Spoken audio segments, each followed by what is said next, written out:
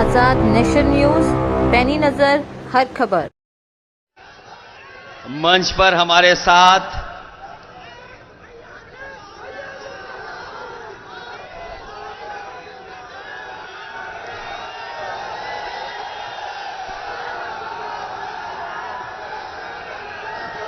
इस बार तो कुछ जोश और तरह का दिख रहा है और ये अच्छा है कि पीलीभीत का चुनाव पहले चरण में ही है और पहले चरण में ही हम लोग खुशखबरी सुनने जा रहे हैं।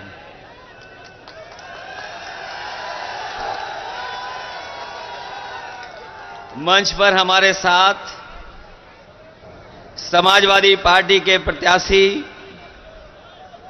पूर्व मंत्री भगवत सिंह गंगवार जी, पार्टी के हमारे विधायक अताउर रहमान साहब, पार्टी के जिला अध्यक्ष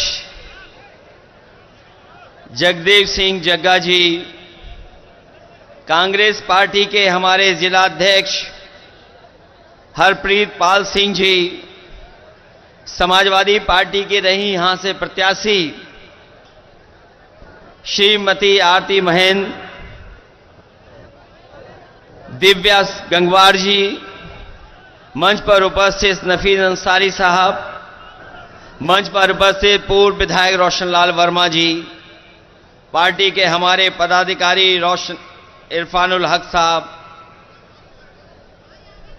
किसानों के नेता और लगातार किसानों के लिए संघर्ष करने वाले तेजिंदर सिंह बिर्क जी, सुधीर तिवारी जी, कृष्णा अधिकारी, अरशद खान साहब, पूर्व एमएलसी अमित यादव,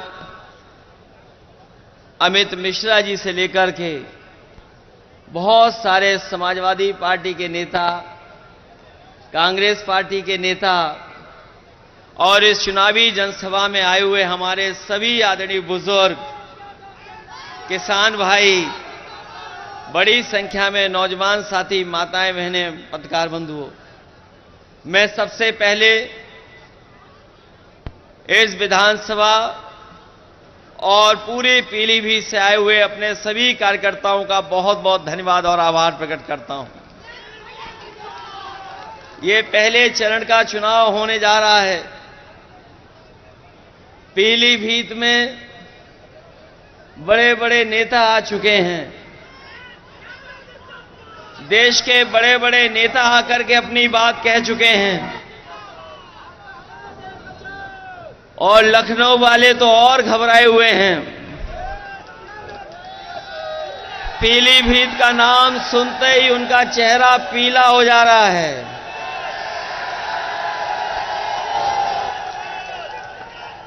पीलीभीत का नाम सुनते ही भारतीय जनता पार्टी के तमाम नेताओं का चेहरा पीला हो जा रहा है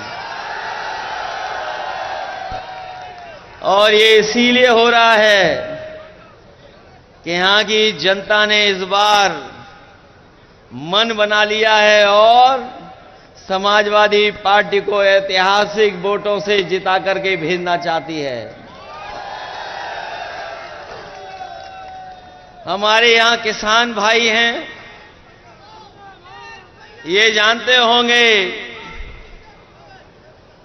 कि किसान भाइयों का आंदोलन पूरे देश में चला है। कोई ऐसा किसान नेता नहीं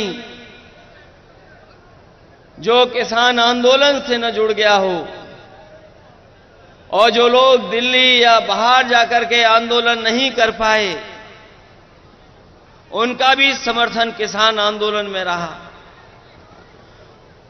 यहां के लोगों ने किसान आंदोलन को और मजबूत बनाने के लिए जो कुछ कर सकते थे और अपने सिख भाई इस आंदोलन को सफल बनाने के लिए जो भी अपना तन मन धन लगा सकते थे, उन्होंने लगा करके इस आंदोलन को बढ़ाने का काम किया था। बीजेपी के लोगों ने 3 काले कानून लाए थे। वो काले कानून इसीलिए वापस हो गए थे कि वो किसानों की ताकत से घबरा गए थे। जो लोग किसानों की बात कर रहे थे, आप में से बहुत लोग जानते होंगे, जो किसानों के पक्ष में कह रहे थे उन्हें पीछे कर दिया। नौजवानों की बात जो उठा रहे थे उन्हें पीछे कर दिया। किसान की आवाज में अपनी आवाज को जोड़ करके आंदोलन को मजबूत कर रहे थे उन्हें पीछे कर दिया। और जो किसानों पे थार चला रहे थे, बताओ उन्हें सम्मान दिया सरकार ने कि नहीं दिया? बगल में ही आपने देखा है कि किसान आंदोलन को लेकर के यही तेजेंद्र विर्क निकले थे, वहां पर उस आंदोलन को दबाने का काम किया था। कोई कल्पना नहीं कर सकता था कि थार से किसानों के आंदोलन को रोका जाएगा। कई लोगों की जान चली गई और ऊपर वाले की कृपा रही, भगवान की कृपा रही कि तेजेंद्र विर्क हमारे जिंदा हमारे साथ हैं, अभी भी किसानों की लड़ाई लड़ रहे हैं। जो किसान आंदोलन को दबा रहे थे उन्हें सम्मान दिया जा रहा है, और जो किसान आंदोलन की बात कर रहे थे उन्हें तो सुनने में आया मंच पे भी जगह नहीं मिल रही है। कोई नया आया है प्रत्याशी जो कह रहा है कि हमें अगर पहले पता होता कि हमें चुनाव लड़ना है तो हम बंबई बना देते पीलीभीत को।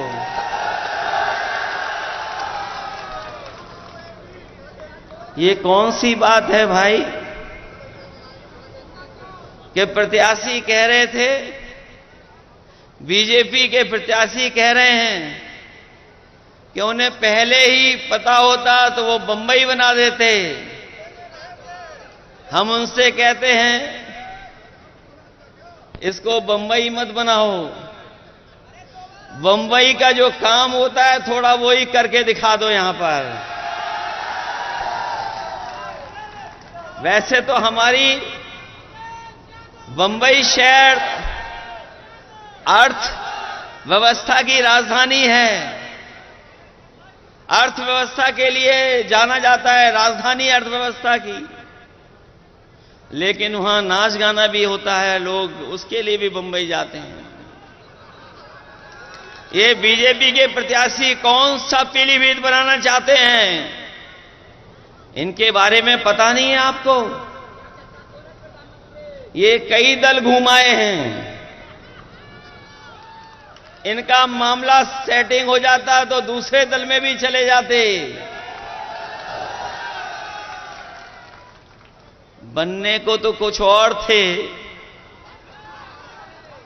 बनाया तो कुछ और जाना था इन्हें,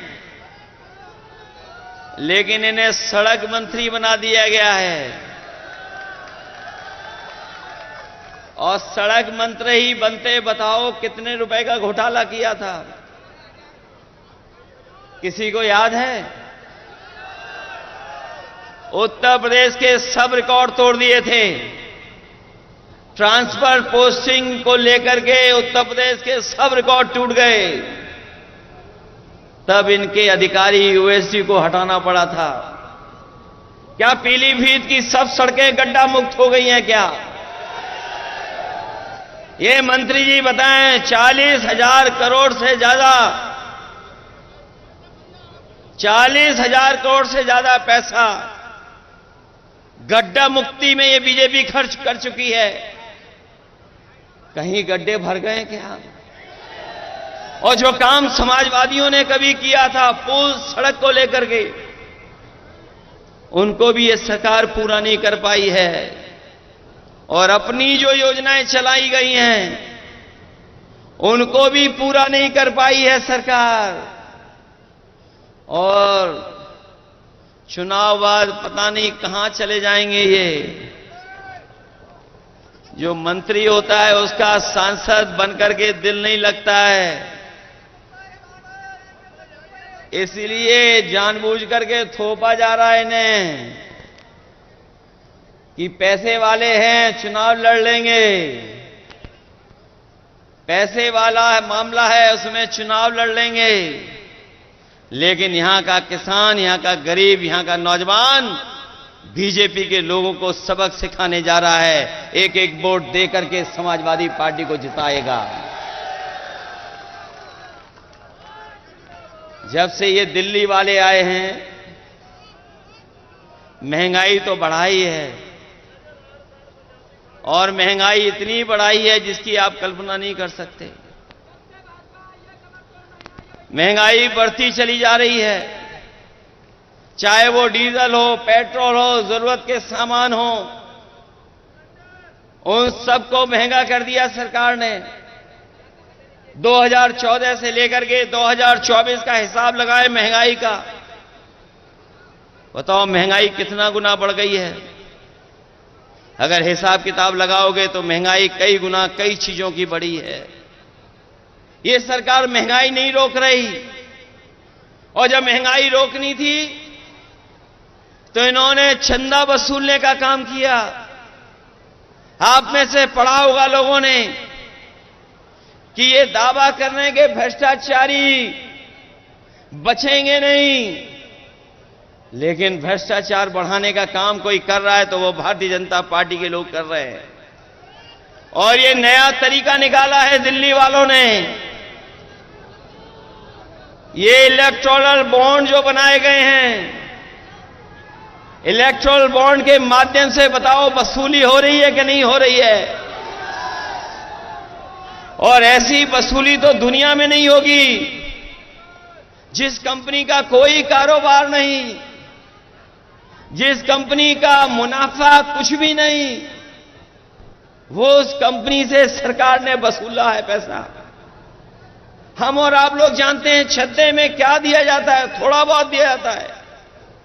क्या चंदे में 1000 करोड़ रुपए दिए जाते हैं? क्या चंदे में 500 करोड़ रुपए दिए जाते हैं? क्या चंदे में 300 करोड़ रुपए दिए जाते हैं? ये सरकार ऐसी है जिसने इलेक्टोरल बॉन्ड के नाम पर बड़े बड़े उद्योगपतियों को सीबीआई, ईडी, इनकम टैक्स से डरा करके इन्होंने वसूलने का काम किया है। और ऐसी वसूली पूरे देश ने नहीं देखी होगी जैसी सरकार में हुई है। ये वही बीजेपी के लोग हैं।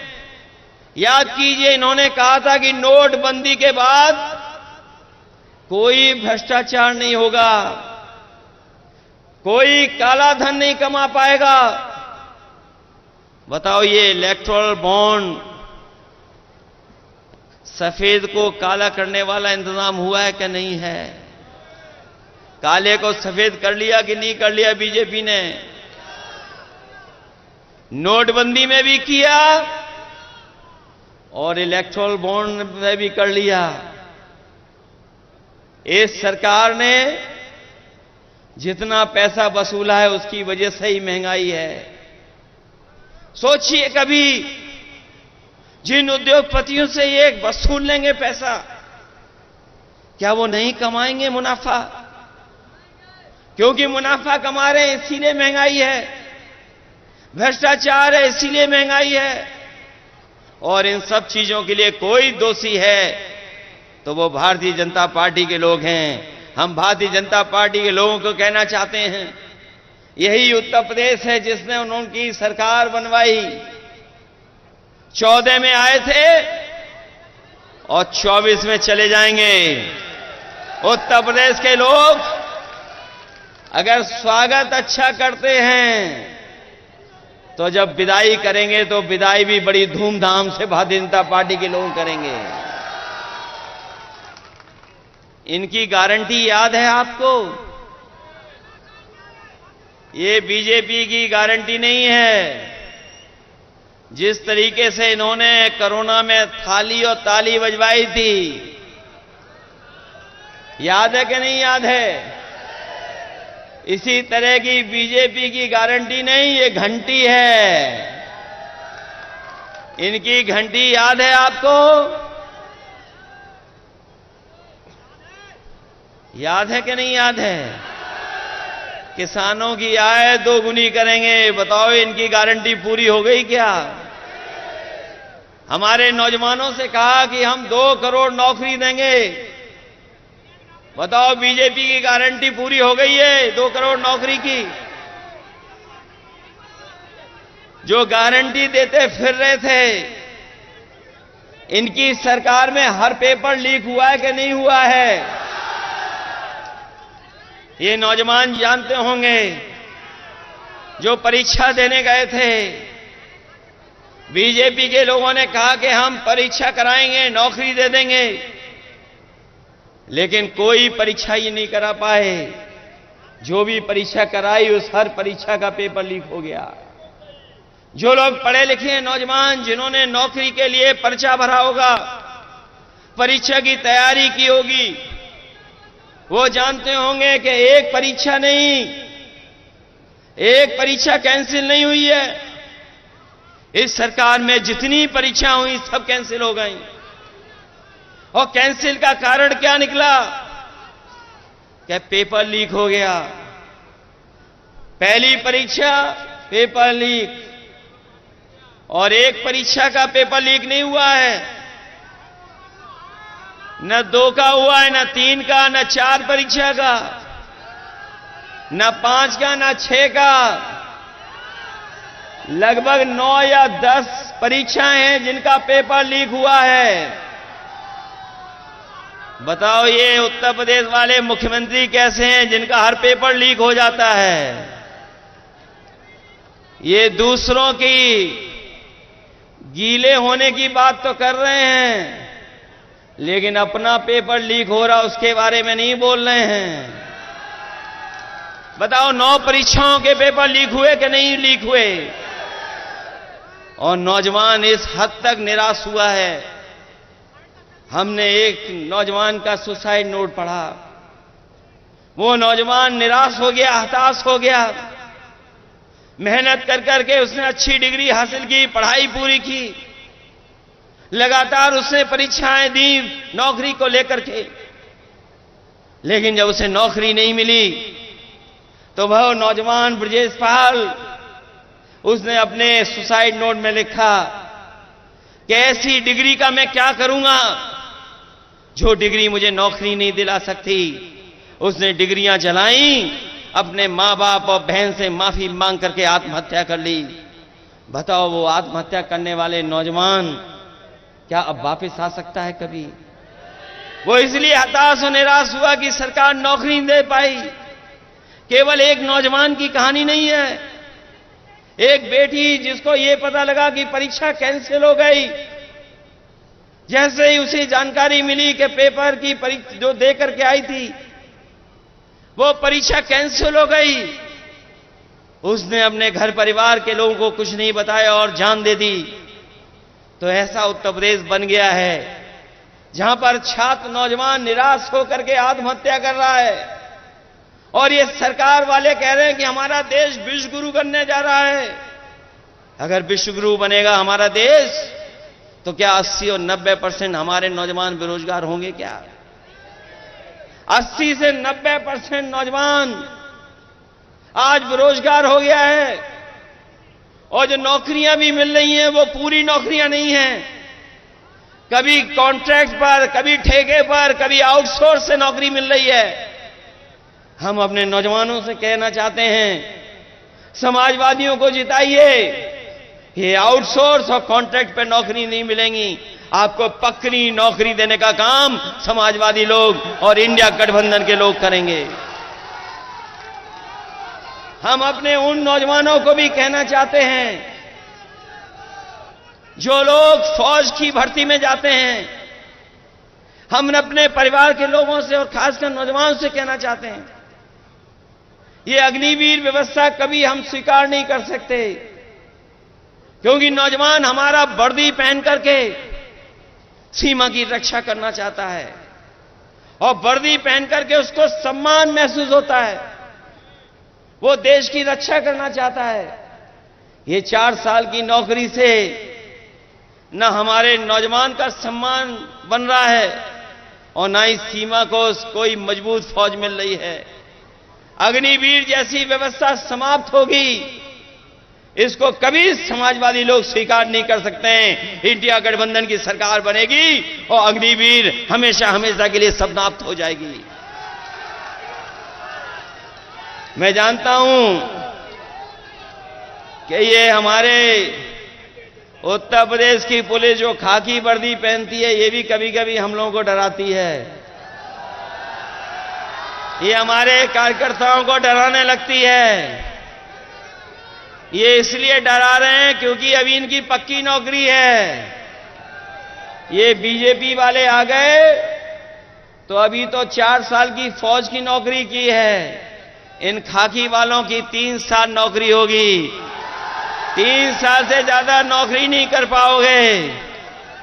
बताओ ये किसके साथ खड़े होंगे जब इन्हें पता लगेगा कि इनकी तो नौकरी केवल 3 साल की है। फौज की नौकरी कितने साल की? और अगर इनकी नौकरी इन्होंने बीजेपी वालों ने कर दी 3 साल की, तो ये क्या करेंगे जाके घर पर? इधर हमें पता है खेतों को बचाने के लिए बहुत जानवर घूम रहे हैं, सड़कों पर जानवर, गांव में खेती में जानवर, और पीलीभीत में तो जंगली जानवरों से किसान परेशान है। हमारे देश के और प्रदेश के बड़े बीजेपी के नेताओं को सब पता रहता है, लेकिन उन्हें यह नहीं पता है कि पीलीभीत में लगभग 300 किसानों की जान जा चुकी है, गरीबों की जान चुकी है। बताओ जान गई है कि नहीं गई है जानवरों से? जंगल से जानवर आ रहे हैं, कभी खेत का नुकसान कर रहे हैं, कभी हमारे आम लोगों का नुकसान कर रहे हैं, जान ले रहे हैं। और एक बात तो ऐसा वीडियो वायरल हुआ था, हमने देखा था कि दीवार पर टाइगर घूम रहा था और पीलीभीत के लोग उसे रोक रहे थे। ये बीजेपी वालों को नहीं पता है। क्या बीजेपी की गारंटी में था? ये नहीं था। मुझे याद है 2022 के चुनाव में देश के प्रधानमंत्री कह के गए थे कि बीजेपी की सरकार बना दो, हमने ऐसा इंतजाम किया है, ऐसा अच्छा ठोस योजना बनाई है कि 15 दिन के अंदर जानवर की समस्या का समाधान कर देंगे। बताओ सरकार बने कितने दिन हो गए हैं? अब तो 7 साल हो गए उत्तर प्रदेश की सरकार के, दिल्ली वालों के 10 साल हो गए। बताओ 17 साल का हिसाब किताब लोगे कि नहीं लोगे आप लोग? ये नौजवान हमारा फार्मूला याद रखें। ये बीजेपी वाले इसलिए घबराए हुए हैं क्योंकि इन्होंने जो परीक्षा लिखाई और परीक्षा के जो पेपर लीक हुए हैं, उससे 70 लाख नौजवान घर वापस चला गया निराश होकर के। और अगर 70 लाख गया है निराश होकर के और केवल हम उसके मां बाप को जोड़ दें, तो बताओ इनके परिवार से 3 सदस्य नाराज हो गए कि नहीं हो गए? अगर 70 लाख लोग निराश होकर गए, नौजवान जिन्हें नौकरी का भरोसा दिलाया था, और इन्हीं 70 लाख को अब अगर हम 3 सदस्यों से गुणा कर दें तो 1 करोड़ 80 लाख हुए लोग के नहीं हुए? और 1 करोड़ 80 लाख का अगर हम भाग दे दें 80 लोकसभाओं से, तो बताओ 2,25,000 वोट इनका हर लोकसभा में कम हुआ है कि नहीं कम हुआ है? बताओ। पीलीभीत में तो ज्यादा वोट कम हो गया है। औरों लोकसभाओं में तो 3-3 लाख वोट कम हुआ है बीजेपी का, लेकिन पीलीभीत में तो ज्यादा वोट कम हो गया बीजेपी का। अभी तक तो हमें यही पता लग रहा है लखनऊ में कि इस बार पीलीभीत में साइकिल चल रही है, इंडिया गठबंधन जीत रहा है। ये पीलीभीत हमारी बांसुरी के लिए भी जाना जाता है। ये बात तो प्रधानमंत्री जी भी जान गए कि बांसुरी के लिए जाना जाता है, लेकिन पीलीभीत की जनता तो तब चैन की बंसी बजाएगी जब भारतीय जनता पार्टी यहां से जाएगी। चैन की बंसी तभी बजेगी कि नहीं बजेगी? ये याद रखोगे कि किस तरह नुकसान किया इन्होंने। हमारे हर वर्ग के लोगों को दुखी किया ने कि नहीं दुखी किया। हम तो अपने सभी गुरुओं, संत और सबको प्रणाम करते हैं और अपने सिख भाइयों से भी कहेंगे कि इन्होंने अपने मान सम्मान से कभी समझौता नहीं किया और कभी भी अगर देश की रक्षा के लिए इन्हें अपनी जान भी न्यौछावर करनी पड़ी होगी तो हमारे सिख समाज के लोग कभी पीछे नहीं हटे होंगे। इसलिए हमारे सिख समाज ने देखा है किस तरीके से आंदोलन चला था, कितने लोगों की जान चली गई। बताओ इस चुनाव में दिल्ली वालों को सजा दोगे कि नहीं सजा दोगे? अपने वोट से इनको सजा दिलाओगे कि नहीं? ये हमारे आपके भविष्य का चुनाव तो है ही है, लेकिन ये देश के भविष्य का चुनाव भी है। ये चुनाव संविधान बचाने का भी चुनाव है। ये चुनाव हमारा लोकतंत्र बचाने का भी चुनाव है और ये चुनाव हमारे आपके भाईचारा की जो मोहब्बत का और प्रेम से हम लोग रहते आए हैं, जो हमारे भारत की पहचान है, हमारी संस्कृति की पहचान है, उसको बचाने का भी चुनाव है। इसलिए चुनाव आप अपना चुनाव समझ करके और आने वाली पीढ़ी के भविष्य का भी चुनाव है। सोचो अगर संविधान को खतरा हो जाएगा तो बताओ हमारे अधिकार छीने जाएंगे कि नहीं छीने जाएंगे? जो अधिकार हमें मिले लड़ करके देश की आजादी दिलाने के लिए इस देश के लोग एक हो गए थे, तब देश की आजादी मिली थी। आज फिर हमें एक बार अपने संविधान और लोकतंत्र को बचाने के लिए लड़ना पड़ेगा। बताओ आप लड़ोगे कि नहीं लड़ोगे?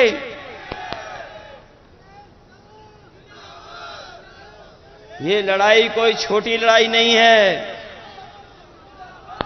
बताओ हमारे किसान भाइयों, एमएसपी के लिए लगभग 1000 किसानों की जान गई कि नहीं गई? बताओ आप। दिल्ली में जब 3 काले कानून हटने थे, एमएसपी को कानूनी अधिकार मिल जाए, 1000 किसानों ने की लगभग जान गई कि नहीं गई? तो बताओ, हम समाजवादी लोगों ने और इंडिया गठबंधन ने कहा है कि सरकार बनेगी तो एमएसपी के लिए कानून बना करके अपने किसानों को एमएसपी फसलों की दिलाने का काम करेंगे। न केवल एमएसपी का कानूनी अधिकार देंगे, बल्कि हम अपने किसान भाइयों को कह के जा रहे हैं, गरीब भाइयों को, ये जो दिल्ली वाले लोग हैं, इन्होंने बड़े बड़े उद्योगपतियों के, बड़े बड़े कारोबारियों के 15 लाख करोड़ बैंकों का पैसा माफ किया है। अभी तक 10 साल में इन्होंने लगभग 15 लाख करोड़ उद्योगपतियों का कर्ज माफ किया है। और ऐसा भी देखने को मिला है कि जिन व्यापारियों ने कर्ज लिया, जो कर्ज नहीं दे पाए, उनको माफ कर दिया इन्होंने और दोबारा बैंक से उन्हें कर्ज दिलवा दिया। ये आपने आंकड़े निकलवा लेना। और बहुत सारे लोग, बहुत सारे उद्योगपति वो भी हैं जो कर्ज में डूबे थे, कर्ज उनका माफ करके बीजेपी ने बचाया और बाद में उन्हीं उद्योगपतियों से इलेक्ट्रल बॉन्ड ले लिए। बताओ, इलेक्ट्रल बॉन्ड लेने वालों का कर्ज माफ हुआ कि नहीं हुआ? आपको तो पता होगा, देश में सबसे ज्यादा वसूलने का काम अगर किसी पॉलिटिकल पार्टी ने किया तो बीजेपी ने किया कि नहीं किया? इसलिए अपने किसान भाइयों को हम कह के जा रहे हैं, इंडिया गठबंधन बनेगी सरकार, किसानों का पूरा कर्ज माफ होगा। जब उद्योगपतियों का 15 लाख करोड़ माफ हो सकता है, तो हमारे किसानों का कर्ज माफ क्यों नहीं होगा? तो बताओ, अपना वोट देकर के कर्ज माफ कराने का काम करोगे? संविधान बचाने के लिए भी वोट कर देना, क्योंकि आपके वोट से ही संविधान बचेगा। आपके वोट से ही देश का लोकतंत्र बचेगा। आपके वोट से ही किसान खुशहाल होगा। आपके ही वोट से नौजवान को नौकरी मिलेगी। आपके ही वोट से आरक्षण बचेगा। और हम फिर कहते हैं एनडीए को कोई हराएगा तो हमारा ये पीडीए परिवार हराएगा। ये जो पीडीए परिवार बैठा है यही एनडीए को हराने का काम करेगा।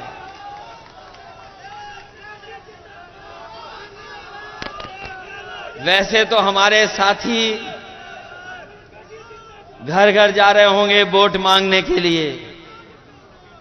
वैसे तो हमारे कार्यकर्ता गांव गांव जा रहे होंगे वोट मांगने। बताओ, गांव गांव जाओगे वोट मांगने कि नहीं जाओगे? हर घर वोट मांगने जाओगे कि नहीं जाओगे? हमारा आपसे निवेदन है, हमारा आपसे अपील है, हमारी आपसे प्रार्थना है। बताओ, भारतीय जनता पार्टी का जो लूट और झूठ का प्रचार है उसका घर घर प्रचार करके बताने का काम करोगे कि नहीं करोगे? बताओ, बीजेपी झूठ बोलती है कि नहीं बोलती है? इलेक्टोरल बॉन्ड से लूट की है कि नहीं की है? तो ये झूठ और लूट का प्रचार करोगे घर घर के नहीं करोगे? और अपने वोट से लोकतंत्र को बचाओगे? ये हमारे देश के प्रधानमंत्री कैसे हैं? ये कहते हैं ये इंडिया गठबंधन नहीं है। कौन सा गठबंधन है? क्या कहते हैं? इंडिया गठबंधन का क्या कहते हैं? बताओ, जिन्हें इंडिया कहने में ही शर्म आती हो। ये इंडिया गठबंधन है, ये इंडी गठबंधन नहीं है। बताओ, हमें बीजेपी को ये भी सिखाना पड़ रहा है। हमारे गठबंधन की जो INDIA है ये इंडी नहीं है, ये इंडिया गठबंधन है। और ये इंडियाई गठबंधन है जो पीडीए परिवार को साथ लेकर के एनडीए का मुकाबला कर रहा है। और हम कह के जा रहे हैं, जो कह रहे हैं 400 पार, इस बार यूपी से जाएंगे हार। ये 400 पार नहीं, ये 400 हारने जा रहे हैं। और अगर ये 400 जीत रहे होते तो बताओ, इतने घबराए हुए होते ये घबराए हुए हैं कि नहीं घबराए हुए हैं? और इसलिए घबराए हुए हैं कि दिल्ली के मुख्यमंत्री को जेल भेज दिया, झारखंड के मुख्यमंत्री जी को जेल भेज दिया। बताओ, जेल भेज दिया कि नहीं भेजा है? और अगर 400 पार हो रहे होते तो सब ऐरे गहरे नत्थु खैरों को अपनी पार्टी में शामिल कर रहे हैं। अभी सुनने में आया है बरेली में कोई माफिया को भी शामिल कर लिया, जिनको ये महाराष्ट्र में भ्रष्टाचारी कहते थे। बताओ, इन्होंने अपनी पार्टी में ले लिया कि नहीं ले लिया? जो इन्हें दिन रात गाली देते थे उन्हें ले लिया कि नहीं ले लिया अपने साथ? उत्तर प्रदेश में भी ऐसे कई दल थे, सुबह से शाम तक बहुत बुरा भला कहते थे बीजेपी को। और हमारे नौजवान तो जानते होंगे यूट्यूब चलाना, सोशल मीडिया पे समय गुजारना जानते हैं। इनके जरा पुराने वीडियो निकाल लो, बताओ कितना बुरा भला बीजेपी को कहते थे। और दुख तो इस बात का है कि हमारे प्रेस के लोग भी चुप हैं, क्योंकि प्रेस के लोगों को भी दाना मिल जाता है, तो जैसा दाना वैसा इनका गाना। बताओ है कि नहीं है? इलेक्ट्रॉल बॉन्ड पे कोई बहस नहीं। एक आध चैनल है जिसमें बहस हो रही है, एक आध चैनल है उसमें बहस हो रही है। जब आपके साथ ये भी नहीं है और जो यूट्यूबर साथ हैं उनको बैन लगा रहे हैं, कभी झूठा मुकदमा लगा देते हैं। हमारे पत्रकार साथी भी अगर सच दिखाना चाहेंगे, अगर दिन में सच दिखाया तो रात में इनके पास पुलिस पहुंच जाती है। बताओ पहुंच जाती है कि नहीं पहुंच जाती है? देखो हमारे प्रेस के लोग भी सहमत हैं हमसे। ये हालत पैदा हो गई है, इसलिए सावधान रहोगे कि नहीं रहोगे? सावधान। अपना बूथ बचाओगे कि नहीं बचाओगे? प्रचार करोगे झूठ का क्या नहीं करोगे? बीजेपी के झूठ का और बीजेपी की लूट को बताओगे कि नहीं बताओगे? बीजेपी की यही पहचान है, झूठ और लूट। इसके अलावा इन्होंने कुछ नहीं किया। पिछले 10 साल में केवल झूठ बोला है और लूटने का काम किया है। इनको बताओ हराओगे इस चुनाव में कि नहीं हराओगे? इसलिए ये मौका मिला है हम सबको, हम आपको सबको मौका मिला है लोकतंत्र बचाने का, लोकतंत्र के साथ साथ संविधान बचाने का और साथ साथ अपने अन्याय से मुकाबला करने का। ये बीजेपी के लोग पूरे उत्तर प्रदेश और देश को पीछे ले जा रहे हैं। लोग कहते हैं कि हम दुनिया में कहां पहुंच गए हैं, लेकिन अगर दुनिया की गरीबी के पैरामीटर से अगर हम देखें तो गरीबी में हम कई देश जो हमारे पड़ोसी हैं उनसे भी नीचे जा रहे हैं। हम महंगाई में भी उन देशों के मुकाबले पीछे चले गए, बेरोजगारी में भी पीछे चले गए और दुनिया में सबसे ज्यादा कर्ज अगर किसी देश के ऊपर है तो वो भारत पर है। बताओ अगर कर्ज वाला देश होगा तो क्या दुनिया में हमारा पहचान बनेगी क्या? इसलिए आपको सोचना होगा, इस देश को बचाने के लिए आपको करना पड़ेगा। इसीलिए मैं आप सबसे अपील और निवेदन करने आया हूं कि समाजवादी पार्टी के एक मजबूत प्रत्याशी हैं भगवत सिंह गंगवार, इनकी मदद करने का काम करना है। बताओ इनके पक्ष में समीकरण है कि नहीं है? ये अग्निवीर और पेपर लीक वाले नौजवान हमारी बूथ में मदद करने का काम करना। बताओ करोगे कि नहीं करोगे? इस पीलीभीत में न इलाज मिल रहा है, न दवाइयां हैं और जो व्यवस्था समाजवादियों ने बनाई थी एम्बुलेंस की, वो एम्बुलेंस की व्यवस्था भी खत्म कर दी और पुलिस को 100 नंबर वाली गाड़ी दी थी। बताओ गाड़ी को खराब कर दिया पुलिस ने, क्या नहीं खराब कर दिया? और 100 से कौन सा नंबर कर दिया? इन्हें लगा इनका भी रेट बढ़ गया तो इन्होंने भी रेट बढ़ा लिया। बताओ रेट बढ़ा लिया कि नहीं बढ़ा लिया?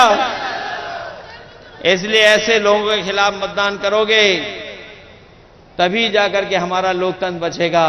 इन्हीं शब्दों के साथ मैं आए हुए सभी लोगों का बहुत बहुत धन्यवाद देता हूं। आए हुए किसान भाइयों का धन्यवाद देता हूं, आए हुए नौजवानों का धन्यवाद देता हूं। मुझे पूरा भरोसा है कि आप सब लोग मिलकर के इस देश को बचाने का काम करेंगे, लोकतंत्र को बचाने का काम करेंगे, संविधान को बचाने का काम करेंगे। और जो मैंने आपसे निवेदन किया है कि बीजेपी की जो पहचान बन गई है लूट की और झूठ की, उसको घर पहुंचाने का काम करना। जिस समय आप घर घर पहुंचा देंगे, आपका प्रत्याशी और समाजवादी पार्टी अपने आप ऐतिहासिक वोटों से जीत करके जाएगी।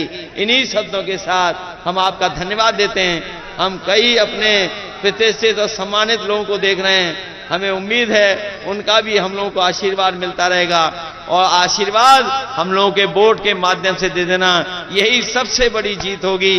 जो लोग उत्तर प्रदेश में आए हैं 14 में, वो 24 में जा रहे हैं। जब विदाई हो तो पीलीभीत से भी बड़ी धूमधाम से विदाई हो इन लोगों की, लाखों वोटों से हरा करके भेज देना।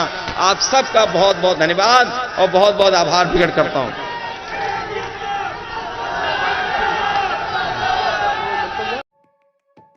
नमस्कार, आप देख रहे हैं आजाद नेशन न्यूज। अगर आप हमें YouTube पर देख रहे हैं तो हमें सब्सक्राइब करें, बेल आइकन को दबाना न भूलें ताकि हमारी खबरों की लेटेस्ट अपडेट आप तक पहुंचती रहे। वीडियो पसंद आने पर लाइक करें। अगर आप हमें Facebook पर देख रहे हैं तो लाइक और फॉलो करना न भूलें। देश दुनिया की तमाम खबरों के लिए विजिट करें हमारी वेबसाइट www.azadnationnews.com।